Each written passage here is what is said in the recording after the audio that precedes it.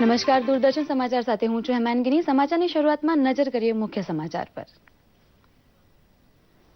ભારતના 14મા રાષ્ટ્રપતિ માટેની ચૂંટણીમાં મહાવિજય હાંસલ કરે છે એનડીએ ઉમેદવાર રામનાથ કોવિંદ। પોતાના હરીફ મીરા કુમારને માતબર સરસાઈથી હાર આપનાર કોવિંદને મળ્યા 7,02,044નું વેઇટેજ ધરાવતા 2,930 મત।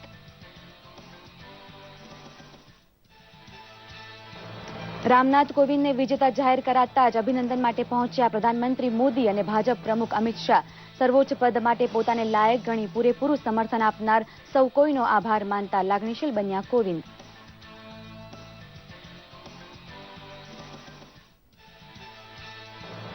રાષ્ટ્રપતિ માટેની ચૂંટણીમાં પોતાના હરીફ કોવિંદનો વિજય થતા નિખાલસ શુભેચ્છા પાઠવે છે પરાજિત ઉમેદવાર મીરા કુમાર। ભાજપ અને કોંગ્રેસ ઉપરાંત તમામ નાના મોટા રાજકીય પક્ષના આગેવાન તરફથી રામનાથ કોવિંદને અપાયા અભિનંદન।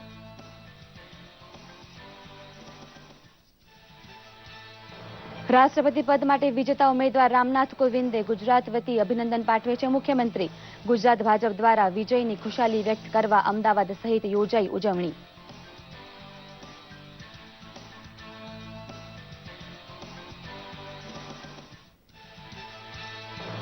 લોકશાહી ખરેખર સાર્થક પરિવર્તન લાવે તેનું દ્રષ્ટાંત બને છે ભારત। અત્યંત સાધારણ પરિવારનો દીકરો આપ બળે પ્રધાનમંત્રી અને રાષ્ટ્રપતિ પણ બની શકે એવી ઉજળી પરંપરા નિહાળી ભારતની પીઠ થાબડે છે દુનિયા।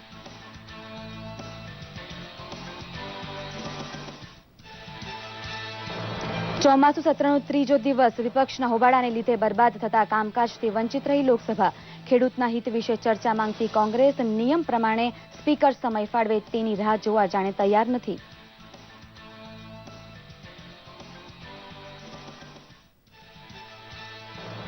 ગુજરાતમાં 10 કરોડ વૃક્ષનો ઉછેર કરવા માટે મુખ્યમંત્રીના સંકલ્પને સાકાર કરવા તમામ જિલ્લામાં વૃક્ષારોપણ યોજે છે ગુજરાત। હાલ રોપેલા છોડ ઘટાદાર વૃક્ષ બને ત્યાં સુધી તેનું જતન કરવાની જવાબદારી સમાજને ચીંધે છે રૂપાણી સરકાર।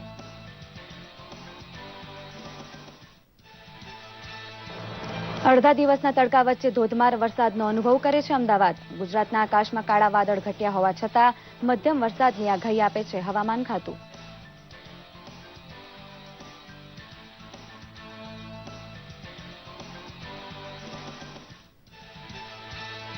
અને આઈસીસી મહિલા ક્રિકેટ વિશ્વકપની સેમીફાઇનલ મેચમાં ઓસ્ટ્રેલિયાને મહાત કરી ફાઇનલમાં પ્રવેશ કરે છે ટીમ ઇન્ડિયા।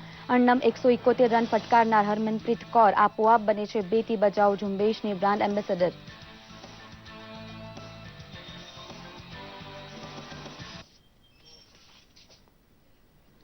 સમાચાર વિસ્તારથી જોઈએ। રામનાથ કોવિંદ દેશના નવા રાષ્ટ્રપતિ તરીકે ચૂંટાઈ આવ્યા છે। વિરોધ પક્ષના ઉમેદવાર મીરા કુમારને તેમણે ભારે સરસાઈથી પરાજય આપ્યો હતો। કોવિંદ દેશના 14મા રાષ્ટ્રપતિ બની રહેશે। લોકસભા મહામંત્રી અને રાષ્ટ્રપતિ ચૂંટણીના ચૂંટણી અધિકારી અનુપ મિશ્રાએ નવી દિલ્હીમાં ચૂંટણી પરિણામોની જાહેરાત કરી હતી। રામનાથ કોવિંદને 2,930 મત મળ્યા જેનું મૂલ્ય 7,02,044 છે। મીરા કુમારને 1,844 મત મળ્યા જેનું મૂલ્ય 3,67,334 છે। અનેક રાજ્યોમાં રામનાથ કોવિંદની તરફેણમાં ક્રોસ વોટિંગ પણ થયું। રાષ્ટ્રપતિ પદે ચૂંટાઈ આવતા રામનાથ કોવિંદે જણાવ્યું હતું કે તેઓ ગરીબોના પ્રતિનિધિ બનીને રાષ્ટ્રપતિ ભવન જઈ રહ્યા છે। દેશનો આભાર માનતા તેમણે કહ્યું હતું કે બંધારણનું રક્ષણ તેમનું પરમ કર્તવ્ય છે।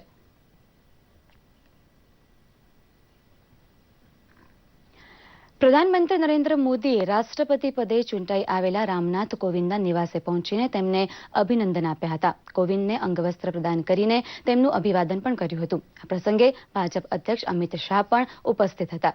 રામનાથ કોવિંદ પર દેશ વિદેશથી અભિનંદન વર્ષા થઈ રહી છે। રાષ્ટ્રપતિ પ્રણવ મુખર્જીએ પણ નવનિર્વાચિત રાષ્ટ્રપતિને શાનદાર વિજય બદલ અભિનંદન આપ્યા હતા। રામનાથ કોવિંદનું તેમના ઘેર પણ ઉમંગભેર સ્વાગત થયું હતું। તમામ કેન્દ્રીય મંત્રીઓ સાંસદો અને વિધાનસભ્યોએ પણ તેમને અભિનંદન આપ્યા હતા। ઉપરાષ્ટ્રપતિ પદના એનડીએના ઉમેદવાર એમ વેંકૈયા નાયડુ તેમજ માહિતી અને પ્રસારણ મંત્રી સ્મૃતિ ઈરાનીએ પણ તેમને અભિનંદન આપ્યા હતા। કોવિંદના વિજયને પગલે દિલ્હીથી માંડીને તેમના કાનપુર નજીકના વતન ખાતે જશ્નનો માહોલ હતો। મુખ્યમંત્રી શ્રી વિજયભાઈ રૂપાણીએ રામનાથ કોવિંદને શુભેચ્છા પાઠવી હતી। ગુજરાત સાથેનું તેમનું કનેક્શન યાદ કરીને તેમણે કહ્યું હતું કે ગુજરાતી કોળી સમાજ માટે ગૌરવની પરમ ઘટના છે।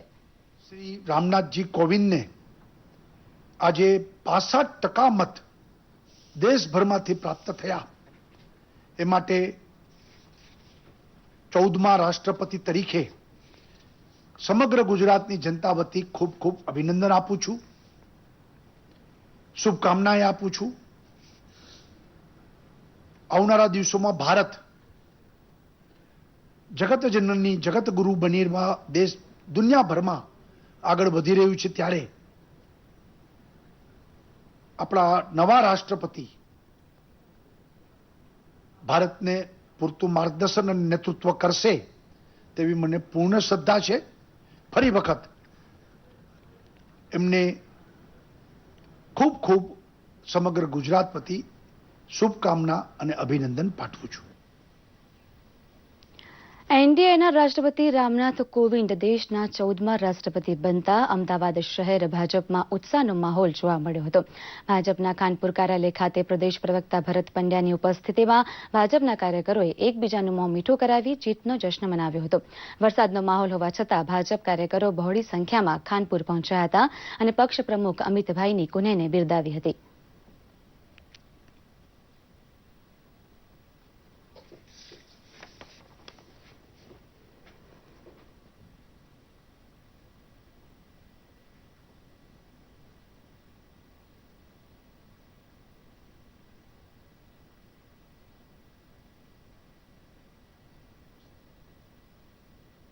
આદરણીય શ્રી રામનાથજી કોવિંદની આજે વિજયી બનતા ભારતીય જનતા પાર્ટીના ગુજરાતના 1 કરોડથી પણ વધુ અને દેશના 11 કરોડથી પણ વધુ કાર્યકર્તાના મનમાં એક ખુશી અને આનંદ છે.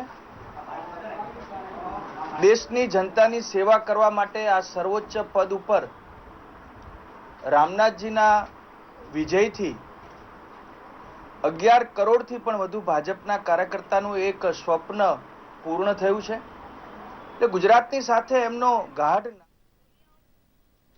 રામનાથ કોવિંદ જંગી સરસાઈથી રાષ્ટ્રપતિ પદની ચૂંટણીમાં વિજય રહેતા દેશભરમાં ઠેર ઠેર વિજય ઉજવણી થઈ હતી.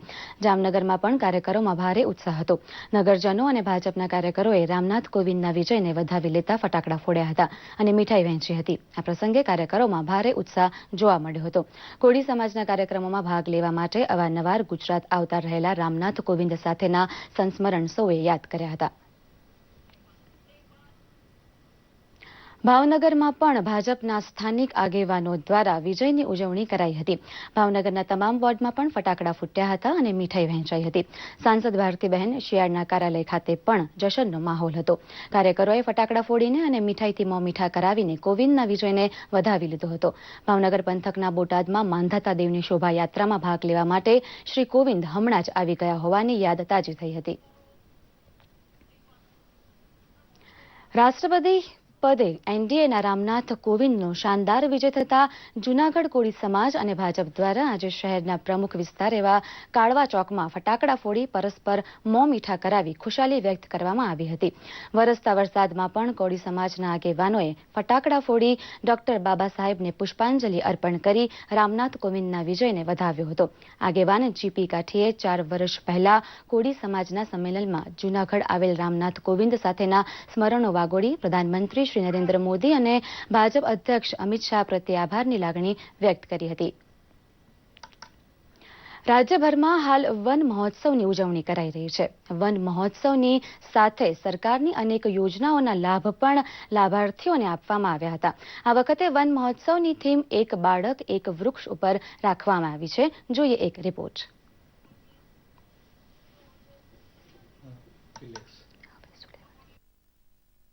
કરાઈ. સાથોસાથ મંત્રીશ્રીએ 75 લાખના ખર્ચે તૈયાર થવા જઈ રહેલા પ્રાથમિક શાળાના ઓરડાઓનું ખાતમુહૂર્ત તથા 7 લાખના ખર્ચે તૈયાર થયેલા આંગણવાડીના નવનિર્મિત મકાનનું પણ લોકાર્પણ કર્યું હતું. કે વૃક્ષ એ પરોપકારી હોય છે અને માનવના ઉપર એના અનેક ઉપકારો છે, ત્યારે આ વૃક્ષોનું જતન કરીએ, એને નુકસાન ન થાય એનું આપણે બધા પણ ધ્યાન રાખીએ. નવસારી જિલ્લાના ચીખલી તાલુકાના રૂમલા ખાતે વન મહોત્સવની ઉજવણી કરાઈ, જેમાં આરોગ્ય અને પરિવાર કલ્યાણ વિભાગના સંસદીય સચિવ પૂર્ણેશ મોદીના હસ્તે વન પ્રકૃતિ સંપત્તિના જતનના સંદેશ સાથે વૃક્ષારોપણ પણ કરવામાં આવ્યું હતું. રાજકોટના નવા રેસકોર્સ ખાતે કેબિનેટ મંત્રી જયેશ રાદડિયા દ્વારા 68મા વન મહોત્સવ નિમિત્તે વૃક્ષારોપણ કરવામાં આવ્યું હતું. કુલ 1000 જેટલા વૃક્ષોના રોપા આસપાસના ગામડાના લોકોને વિતરિત કરવામાં આવ્યા હતા. જૂનાગઢમાં વન વિભાગ દ્વારા પોલીસ પરેડ ગ્રાઉન્ડ ખાતે વન મહોત્સવની ઉજવણી કરાઈ હતી. આ કાર્યક્રમમાં ગૌ સેવા આયોગના ચેરમેન વલ્લભભાઈ કથિરિયા તથા પોલીસ જવાનોએ વૃક્ષારોપણ કરી પર્યાવરણ બચાવવાની નેમ વ્યક્ત કરી. સાથોસાથ આ કાર્યક્રમમાં પ્રધાનમંત્રી ઉજ્જવલા યોજના અંતર્ગત ગેસ કીટનું પણ વિતરણ કરવામાં આવ્યું હતું. અરવલ્લીમાં અનુસૂચિત જનજાતિ વિકાસ નિગમના રમીલાબેન બારાના અધ્યક્ષ સ્થાને વન મહોત્સવ ઉજવાયો હતો. આ કાર્યક્રમમાં 43 લાખ વૃક્ષારોપણનો લક્ષ્યાંક રાખવામાં આવ્યો છે. આ કાર્યક્રમમાં જિલ્લાના અધિકારી તેમજ પદાધિકારીઓ ઉપસ્થિત રહ્યા હતા. આણંદ જિલ્લાના પેટલાદ તાલુકાના ચાંગાથી જિલ્લા કક્ષાના વન મહોત્સવનો ખાણ ખનીજ રાજ્યમંત્રી શ્રી રોહિતભાઈ પટેલે પ્રારંભ કરાવ્યો હતો. જિલ્લાભરમાં વન મહોત્સવ નિમિત્તે 29 લાખ રોપાનું વાવેતર કરાશે. સાથોસાથ શંકરસિંહ વાઘેલા આજે પોતાનો 77મો જન્મદિવસ ઉજવી રહ્યા છે. ગાંધીનગર ખાતે ખાસ કાર્યક્રમનું એક આયોજન થયેલું છે. શંકરસિંહે ટ્વિટર પર કોંગ્રેસ ઉપાધ્યક્ષ રાહુલ ગાંધીને ફોલો કરવાનું બંધ કર્યા પછી અનેક અટકળો થઈ રહી છે. એવામાં શંકરસિંહ વાઘેલા જન્મદિવસની ઉજવણી કરતી વખતે મોટી જાહેરાત કરી શકે છે. રાષ્ટ્રપતિ ચૂંટણીમાં થયેલા ક્રોસ વોટિંગને પગલે પણ રાજકીય ગરમાવો વધી ચૂક્યો છે. રાજ્યનું રાજકારણ કેવી કરવટ લઈ રહ્યું છે તેના પર દેશભરની નજર છે.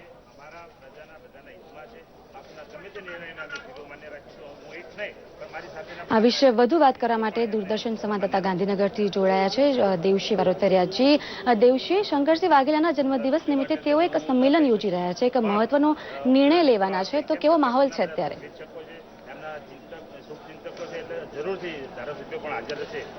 જી, ખાસ કરીને શંકરસિંહ વાઘેલા જે છે કોંગ્રેસમાં એક બહુ સન્માનની અને એક મોટા કદના કદ્દાવર નેતા છે. એમનો આજે 77 વર્ષ પૂરા થઈને 78મો જન્મદિવસ છે. એના નિમિત્તે એમણે એક સમસંવેદના સંમેલન રાખ્યું છે અને એમાં ખાસ કરીને કોંગ્રેસના જે એમના તરફી જે એમએલએ છે, ધારાસભ્યો છે, એમને પણ આમંત્રણ આપ્યું છે. મોટી સંખ્યામાં કાર્યકર્તાઓને પણ આમંત્રણ આપી રહ્યા છે. અને 1:30 વાગે અહીંયા આપ મારી પાછળ જોઈ શકો છો બેકગ્રાઉન્ડ, ત્યાં આખો કાર્યક્રમ ચાલુ થશે. મહત્વની વાત એ છે કે કોંગ્રેસની અંદર એ હમણાં છેલ્લા 2-3 દિવસમાં પણ હાઈકમાન્ડ સાથે મિટિંગ કરીને આવ્યા છે, પરંતુ ક્યાંક ને ક્યાંક એમની જે ગણતરી છે તો એમની જે વાત છે એમનો કોઈ પડઘો નથી પડી રહ્યો. એના લીધે તેઓ થોડા નારાજ હોય એવું પણ લાગે છે. અને આજે એમની જે રણનીતિ 2017ની ચૂંટણી માટે જે છે એ સ્પષ્ટ કરશે. અહીંયાથી એમનું 2 વાગ્યે સ્પીચ છે અને એમાં એ જણાવશે કે શું આગળ એ રસ્તો લઈ શકે છે. જી દેવશી, સમગ્ર માહિતી આપવા બદલ આભાર. આગળ વાત કરીએ વધુ સમાચારની તો માહિતી અને પ્રસારણ મંત્રી સ્મૃતિ ઈરાનીએ ગુરુવારે દિલ્હીમાં મંડી હાઉસની મુલાકાત લીધી હતી. મંત્રાલયનો હવાલો સંભાળ્યા પછી દૂરદર્શન કેન્દ્રની તેમની આ પ્રથમ મુલાકાત હતી.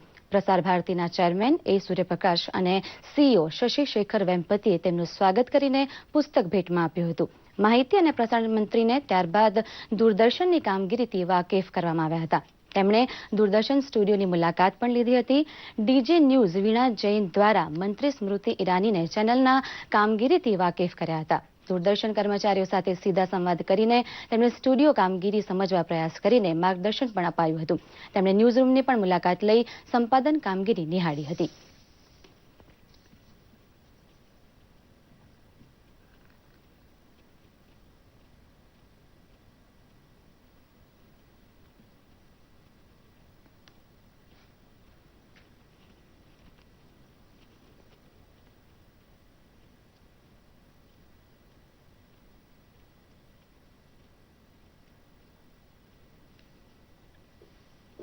આઈસીસી મહિલા ક્રિકેટ વિશ્વકપ ટુર્નામેન્ટમાં ડર્બીમાં રમાયેલી બીજી સેમીફાઇનલમાં ભારતે ઓસ્ટ્રેલિયાને 36 રને પરાજય આપ્યો હતો. ભારત તરફથી સૌથી વધુ હરમનપ્રીત કૌરે 171 રન ફટકાર્યા હતા.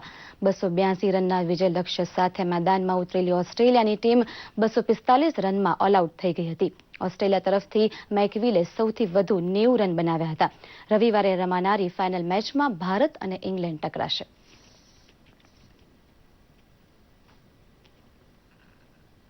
આ સાથે જ આ બુલેટિન અહીં સમાપ્ત થાય છે. નમસ્કાર.